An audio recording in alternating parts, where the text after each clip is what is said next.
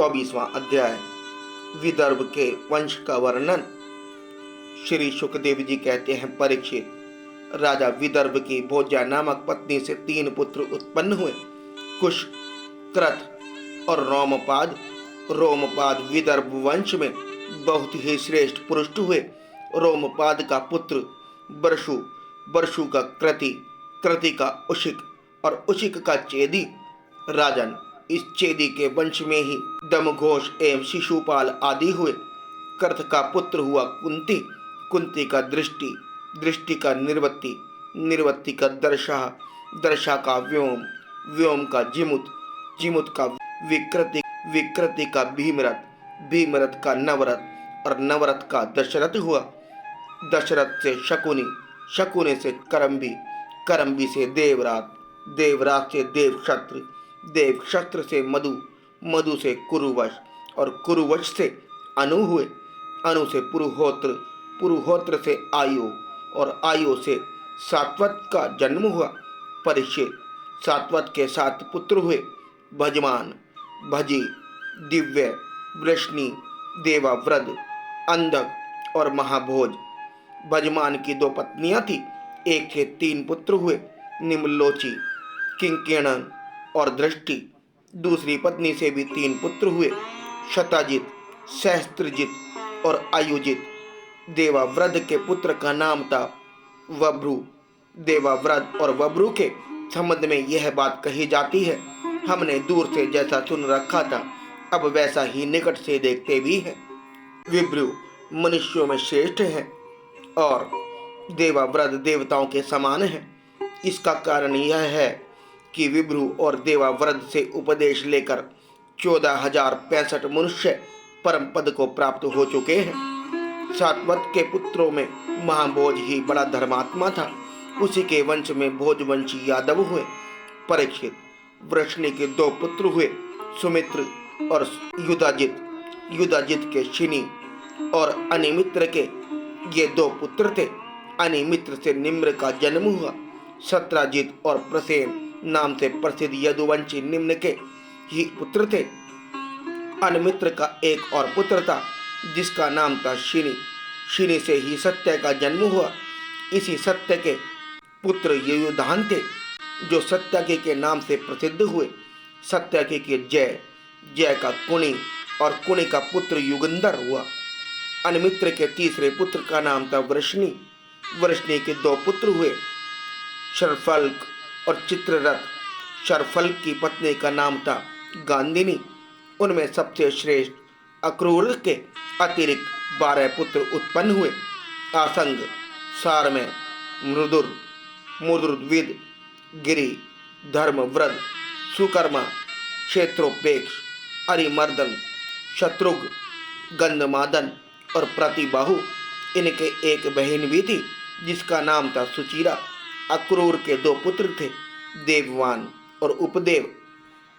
शरफल्क के भाई चित्ररथ के पृथु, विदुरथ आदि बहुत से पुत्र हुए, जो वृष्णि वंशियों में श्रेष्ठ माने जाते हैं।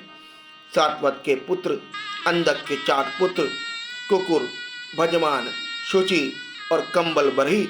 उनमें कुकुर का पुत्र व्रही, व्रही का विलोमा, विलोमा का कपोतरोमा और कपोतरोमा का अनु हुआ। तुम्बुरु गंधर्व के साथ अनु की बड़ी मित्रता थी। अनु का पुत्र अंधक, अंधक का दुंदुबी, दुंदुबी का अरिधोत, अरिधोत का पुनर्वसु, पुनर्वसु का आहुक नाम का एक पुत्र तथा आहु की नाम की एक कन्या हुई। आहु के 2 पुत्र हुए, देवक और उग्रसेन। देवक के 4 पुत्र हुए, देववान, उपदेव, सुदेव और देववर्धन। इनकी 7 बहनें भी थीं, धृतदेवा, शांतिदेवा, उपदेवा, श्रीदेवा, देवारिक्षिता, सहदेवा और देवकी। वसुदेव जी ने इन सब के साथ विवाह किया था। उग्रसेन के 9 लड़के थे, कंस, सुनामा, न्योग्रोध, कंक, शंकु, सुहु, राष्ट्रपाल, सृष्टि, तुष्टिमान। उग्रसेन के 5 कन्याएं भी थी, कंसा, कंसवंती, कंका, शुरभु और राष्ट्रपालिका। इनका विवाह देवभाग आदि वसुदेव जी के छोटे भाइयों से हुआ था। चित्ररथ के पुत्र विदुर थे, शूर, शूर से भजमान, भजमान से शिनी, शिनी से स्वयंभोज, स्वयंभोज से हदिक हुए, हदिक से 3 पुत्र हुए, देवबाहु, शंतध्वा और कृतवर्मा। देवमीड़ के पुत्र शूर की पत्नी का नाम था मरीषा। उन्होंने उसके गर्भ से 10 निष्पाप पुत्र उत्पन्न किए। वसुदेव, देवभाग, देवश्रवा, आनक, संजय, श्यामक, कंक, शमीक, वत्सक और वर्क, ये सब के सब बड़े पुण्य आत्मा थे। वसुदेव जी के जन्म के समय देवताओं के नगाड़े और नौबत स्वयं ही बजने लगे थे। अतः वे आनक दुंदुबी कहलाए। वे ही भगवान श्री कृष्ण के पिता हुए। वसुदेव आदि की 5 बहनें भी थी। प्रथा, कुंती, श्रुतदेवा, श्रुतकीर्ति, श्रुतश्रवा और राजा दी देवी। वसुदेव के पिता शूरसेन एक मित्र थे। कुंती भोज के कोई संतान न थी, इसलिए शूरसेन ने उन्हें प्रथा नाम की अपनी सबसे बड़ी कन्या गोद दे दी। प्रथा ने दुर्वासा ऋषि को प्रसन्न करके उनसे देवताओं को बुलाने की विधा सीख ली। एक दिन उस विधा के प्रभाव की परीक्षा लेने के लिए प्रथा ने परम पवित्र भगवान सूर्य का आह्वान किया। उसी समय भगवान सूर्य वहां आ पहुंचे। उन्हें देखकर कुंती का हृदय विस्मय से भर गया। उसने कहा, भगवान मुझे क्षमा कीजिए, मैंने तो परीक्षा करने के लिए ही इस विद्या का प्रयोग किया था। अब आप पधार सकते हैं। सूर्य देव ने कहा, देवी मेरा दर्शन निष्फल नहीं हो सकता, इसलिए हे सुंदरी, अब मैं तुझसे एक पुत्र उत्पन्न करना चाहता हूँ। हाँ, अवश्य ही तुम्हारी योनि दूषित न हो, इसका उपाय मैं कर दूंगा। यह कहकर भगवान सूर्य ने गर्भ स्थापित कर दिया और इसके बाद वे स्वर्ग चले गए। उसी समय उससे एक बड़ा सुंदर एवं तेजस्वी शिशु उत्पन्न हुआ। वह देखने में दूसरे सूर्य के समान जान पड़ता था। प्रथा लोक निंदा से डर गई, इसलिए उसने बड़े दुख से उस बालक को नदी के जल में छोड़ दिया। परीक्षित, प्रथा का विवाह तुम्हारे परदादा पांडु से हुआ था, जो वास्तव में बड़े सच्चे वीर थे। परीक्षित, प्रथा की छोटी बहन श्रुतदेवा का विवाह कुरुष के देश के अधिपति वृद्ध शर्मा से हुआ था। उसके गर्भ से दंतवक्त्र का जन्म हुआ। यह वही दंतवक्त्र है जो पूर्व जन्म में सनकादिक ऋषियों के शाप से हिरण्याक्ष हुआ था। कैकेय देश के राजा दृष्टकेतु ने श्रुतकीर्ति से विवाह किया था। उससे संतर्दन आदि 5 कैकेय राजकुमार हुए। राजा देवी का विवाह जयसेन से हुआ था। उसके 2 पुत्र हुए, विंद और अनुविंद। वे दोनों ही अवंती के राजा हुए।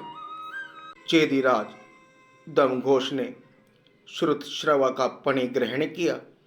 उसका पुत्र था शिशुपाल, जिसका वर्णन मैं पहले 7वें स्कंद में कर चुका हूँ। वसुदेव जी के भाइयों से देवभाग की पत्नी कंसा के गर्भ से 2 पुत्र हुए, चित्रकेतु और बृद्धल। देवशर्वा की पत्नी कंसवती से सुवीर और इशुमान नामक 2 पुत्र हुए। आनक की पत्नी कंका के गर्भ से भी 2 पुत्र हुए, सत्यजित और पुरोजित। संजय ने अपनी पत्नी राष्ट्रपालिका के गर्भ से वर्ष और दुर्मशन आदि कई पुत्र उत्पन्न किए। इसी प्रकार श्यामक ने शुरभूमि शुरभु नाम की पत्नी से हरिकेश और हिरण्याक्ष नामक 2 पुत्र उत्पन्न किए। मिश्रकेशी अप्सरा के गर्भ से वत्सक के भी वर्क आदि कई पुत्र हुए। वर्क ने दुर्वाक्षी के गर्भ से तक्ष, पुष्कर और शाल आदि कई पुत्र उत्पन्न किए। शमीक की पत्नी सुदामिनी ने भी सुमित्र और अर्जुनपाल आदि कई बालक उत्पन्न किए। कंक की पत्नी कणिका के गर्भ से 2 पुत्र हुए, ऋतधाम और जय। आनक दुंदुबी वसुदेव जी की पौरवी, रोहिणी, भद्रा, मदिरा, रोचना, इला और देवकी आदि बहुत सी पत्नियां थी। रोहिणी के गर्भ से वसुदेव जी के बलराम, गद, सारण, दुर्मद, विपुल, ध्रुव और कृत आदि पुत्र हुए थे। पौरवी के गर्भ से उनके 12 पुत्र हुए, भूत, सुभद्र, भद्रभा, दुर्मद और भद्र आदि।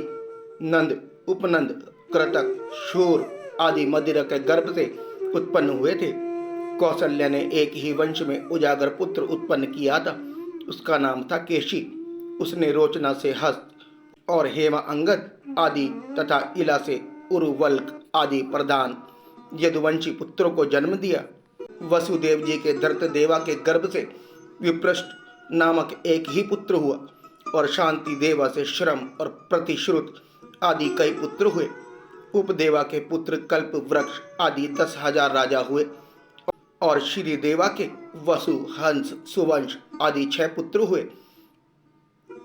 देव रक्षिता के गर्भ से गद आदि 9 पुत्र हुए तथा जैसे स्वयं धर्म ने 8 वसुओं को उत्पन्न किया था, वैसे ही वसुदेव जी ने सहदेवा के गर्भ से पूर्व विश्रुत आदि 8 पुत्र उत्पन्न किए। परम उदार वसुदेव जी ने देवकी के गर्भ से भी 8 पुत्र उत्पन्न किए, जिनमें 7 के नाम हैं कृतिमान, सुषेणा, भद्रसेन, ऋजु, सम्मर्दन, भद्र और शेष अवतार श्री बलराम जी। उन दोनों के 8वें पुत्र स्वयं श्री भगवान ही थे। परीक्षित, तुम्हारी परम सौभाग्यवती दादी सुभद्रा भी देवकी जी की ही कन्या थी। जब जब संसार में धर्म का ह्रास और पाप की वृद्धि होती है, तब तब सर्वशक्तिमान भगवान श्री हरि अवतार ग्रहण करते हैं। परीक्षित, भगवान सबके दृष्टा और वास्तव में असंग आत्मा ही है, इसलिए उनकी आत्मस्वरूपणी योग माया के अतिरिक्त उनके जन्म अथवा कर्म का कोई भी कारण नहीं है। उनकी माया का विलास ही जीव के जन्म, जीवन और मृत्यु का कारण है और उनका अनुग्रह ही माया को अलग करके आत्मस्वरूप को प्राप्त कराने वाला है। जब असुरों ने राजाओं का वेश धारण कर लिया और कई अक्षयणी सेना इकट्ठी करके वे सारी पृथ्वी को रौंदने लगे, तब पृथ्वी का भार उतारने के लिए भगवान मधुसूदन बलराम जी के साथ अवतरीण हुए। उन्होंने ऐसी ऐसी लीलाएं की जिनके संबंध में बड़े बड़े देवता मन से अनुमान भी नहीं कर सकते। शरीर से करने की तो बात ही अलग रही, पृथ्वी का भार तो उतारा ही, साथ में ही कलयुग में पैदा होने वाले भक्तों पर अनुग्रह करने के लिए भगवान ने ऐसे परम पवित्र यश का विस्तार किया, जिसका गान और श्रवण करने से ही उनके दुख, शोक और अज्ञान सबके सब नष्ट हो जाएंगे। उनका यश क्या है? लोगों को पवित्र कराने वाला श्रेष्ठ तीर्थ है। संतों के कानों के लिए तो वह साक्षात अमृत ही है। एक बार भी यदि कान की अंजलियों से उसका आचमन कर लिया जाता है तो कर्म वासनाएं निर्मूल हो जाती हैं। परीक्षित, भोज, वृषणी, अंधक, मधु, शूरसेन, दशरथ, कुरु, संजय और पांडुवंशी वीर निरंतर भगवान की लीलाओं की आदरपूर्वक सराहना करते हैं। उनका श्याममल शरीर सर्वांग सुंदर था। उन्होंने उस मनोरम विग्रह से तथा अपनी प्रेम भरी मुस्कान से मधुर चितवन, प्रसाद पूर्ण वचन और पराक्रम पूर्ण लीलाओं के द्वारा सारे मनुष्य लोगों को आनंद में सराबोर कर दिया। भगवान के मुख कमल की शोभा तो निराली ही थी। मकराकृत कुंडलों से उनके कान बड़े कमनीय मालूम पड़ते थे।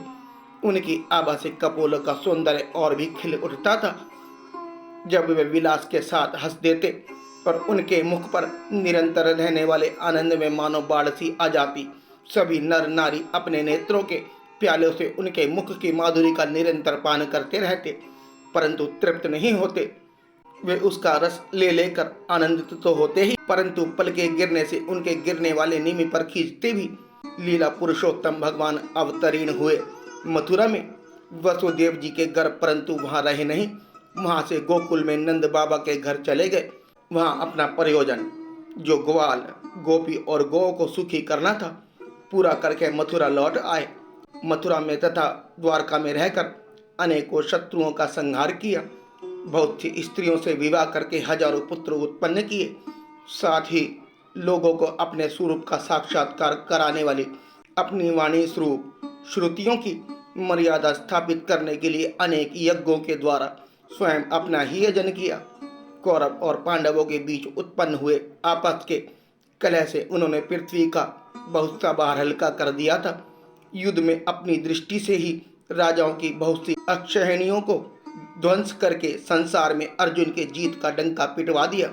फिर उद्धव को आत्म तत्व का उपदेश किया और इसके बाद वे अपने परम धाम को सिधार गए।